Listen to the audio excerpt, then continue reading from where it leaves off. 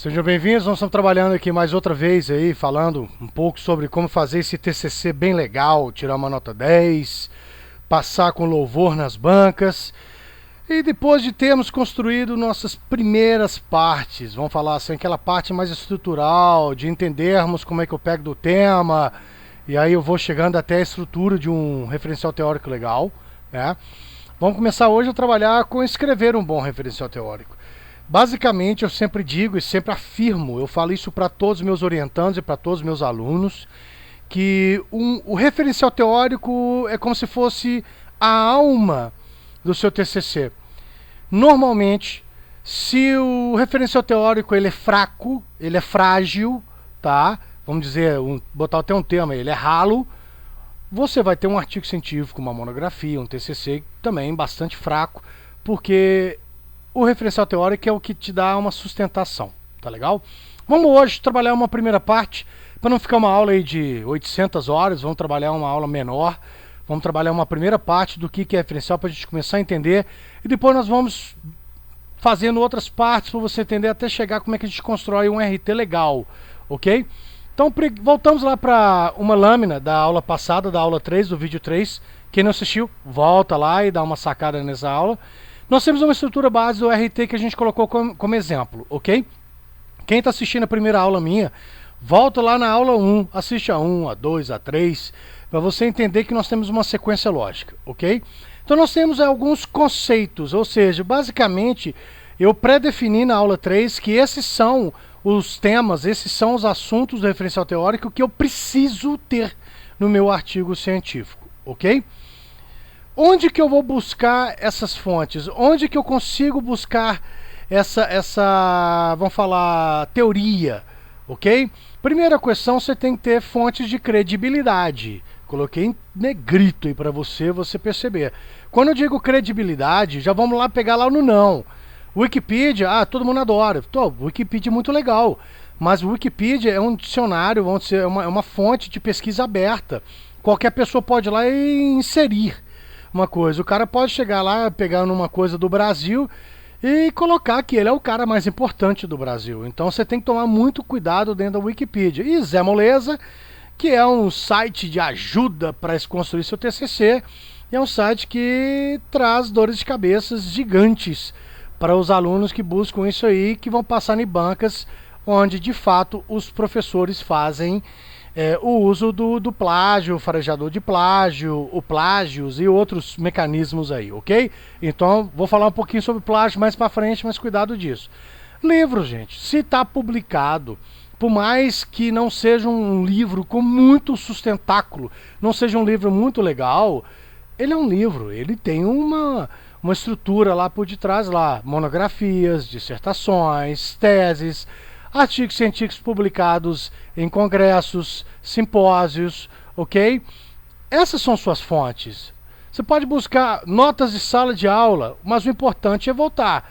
A sua fonte de pesquisa ela tem que ter credibilidade. Vamos trabalhar muito isso aí, ok? Então, basicamente, o que é um referencial teórico, o nosso RT? Tá? São, como eu disse logo no início dessa aula, são as teorias que vão dar sustentação, vão embasar suas análises posteriores. Ou seja, são as teorias que você entende junto do seu orientador, que são necessárias a serem usadas mais à frente para poder te dar uma embasada, para te dar uma fortalecida, para te dar uma sustentação nas suas argumentações mais para frente, ok? Então pense desse jeito. Nós temos ao longo do seu referencial teórico as citações, é claro, o aluno ele vai citar, se ele vai buscar fulano de tal, ele vai citar. Nós temos 3 tipos, né? A citação direta curta, a citação direta longa, vou exemplificar isso aí, a citação indireta e nós temos a citação da citação, ok?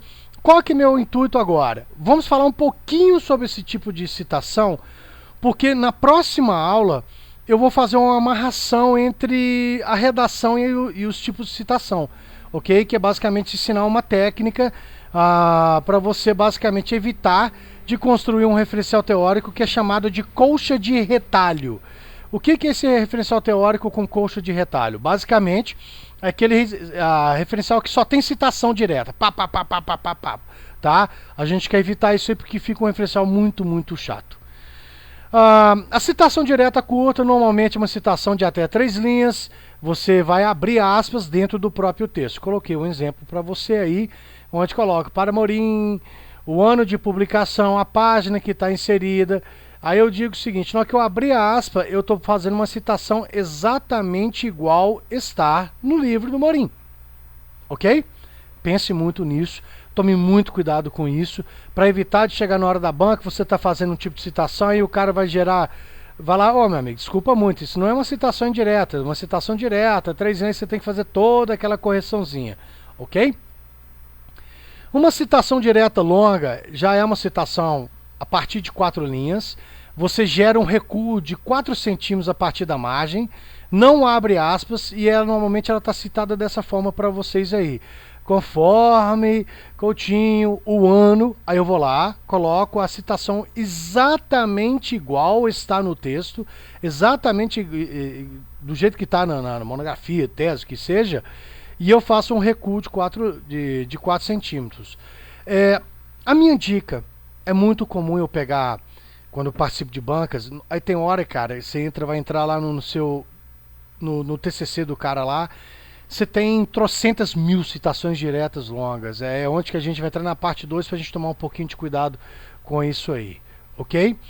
E nós temos uma citação indireta, é muito legal isso, eu gosto muito da citação indireta, porque o pesquisador, ou seja, você vai pegar o que foi dito pelo autor e usando as suas próprias palavras, ou seja, você não vai copiar o que está lá. Você vai fazer o quê? Você vai fazer uma análise e vai usar suas próprias palavras para explicar o que o autor diz, tá? A gente só cita o autor e o ano da edição do livro, e a gente não informa a página, mesmo porque você está dizendo que isso aqui, esse conceito foi extraído de fulano de tal, ano tal, tá? Para o cara também quiser checar lá e ver se você não está copiando absurdamente. Pego aí para vocês como um pequeno exemplo, onde eu coloco completando Coombs em 1998. Ou seja, a partir do ponto 1998 até o ponto final, não está igual o que o Coombs está dizendo. Foi feito o quê? Usando as próprias palavras, foi feita uma redação minha, ok? Ou no caso do pesquisador, do autor que fez essa análise. Isso é uma citação, então, indireta. A citação indireta, ela é muito legal, porque às vezes você pode pegar 5 autores, citar os 5 autores e às vezes abstrair o que os 5 autores estão dizendo e fazer um conceito único com suas próprias palavras. Isso sim é o top dos tops, vamos falar, é o melhor dos mundos. A citação da citação é o nosso apud, apud em latim citado por, né? Evito isso aí. Existe isso, metodologicamente dizendo, é aceitável, mas, cara, numa boa, fica chato pra caramba, ok? Se fica o citado. Quando eu estou na banca, eu vejo um apud, a primeira coisa eu vou olhar se esse texto, se esse livro, se essa obra, de fato é uma obra que o aluno não teve acesso. É muito comum isso, você está na sua faculdade, na sua universidade, e aí você vai lá e pega um livro que foi solto lá nos Estados Unidos, não tem na sua biblioteca. Aí você viu que um fulano de tal citou esse cara e teve acesso, tudo bem. Nesse caso, tudo bem.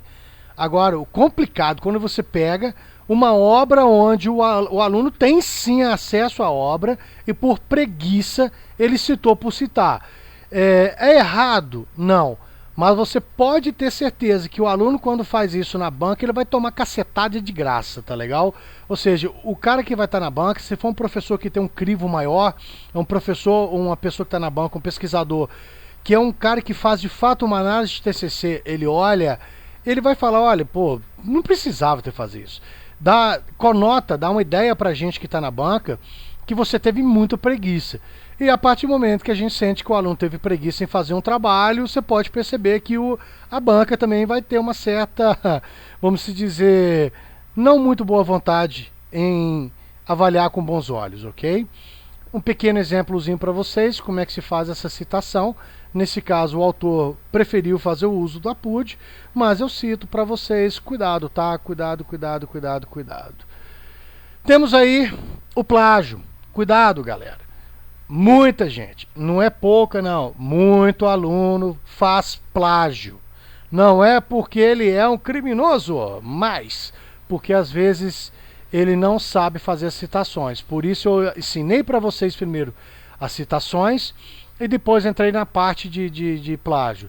Nós temos 3 tipos de plágios. Nós temos o integral. Realmente a pessoa copiou palavra por palavra de um trabalho inteirinho e não cita a fonte. Galera, não acha que você está enganando ninguém. Deixa de ser bobo. Deixa de achar que você está passando um caô em cima do professor, em cima da gente, ok? Todo professor tem hoje acesso a várias ferramentas que fazem busca por plágio. Quem está estudando na EAD, quase todas as plataformas também tem um sistema que fazem essa procura por plágio. Então, pô, não faz isso, bobagem.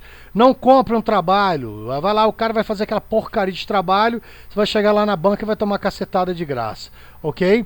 O parcial é o tipo do plágio que o cara vai assim, eu vou enganar o professor. Ele pega um parágrafo de fulano, o parágrafo de Beltrano e o parágrafo de Cicrano e monta como se fosse dele. Outra vez, as ferramentas de pesquisa vão te dar porrada. Eles vão te falar exatamente de onde que tirou o ano, a obra e a página de onde que tirou, ok? E o conceitual basicamente é o tipo de uma citação indireta, só que o que o cara faz? Ao invés dele citar o autor e o ano, que é uma coisa tão simples a ser feito, ele faz transforma, muda as palavras, mas não cita a fonte. Gente, de todo modo, o plágio é um crime, ok? Não é só a situação de ser um crime, como normalmente quando se pega um plágio numa banca, se a banca é uma banca mais pesada, é reprovação direta, sem direito à defesa. Mesmo porque plágio constitui crime. Trago para vocês o Código Penal, né, onde que estão todos os artigos, e aí você pode olhar a lei para você checar isso aí. Cuidado, porque plágio é considerado falsidade ideológica. Meu Deus, cuidado. E aí tem aí o meu Facebook, quer olhar lá, nós temos temas, temos reportagens, entrevistas, se às vezes tem alguma coisa que você está querendo buscar até fontes com credibilidade, pode ser usado, tá legal? Tem meu Facebook e claro, tem nosso canal também aí no YouTube. Não assistiu essa aula, está assistindo essa aula, não esqueça de assistir 1, 2, 3 e 4, tem um sequenciamento ideológico aí, ok? Até a próxima aula e a gente vai construindo um TCC nota 10.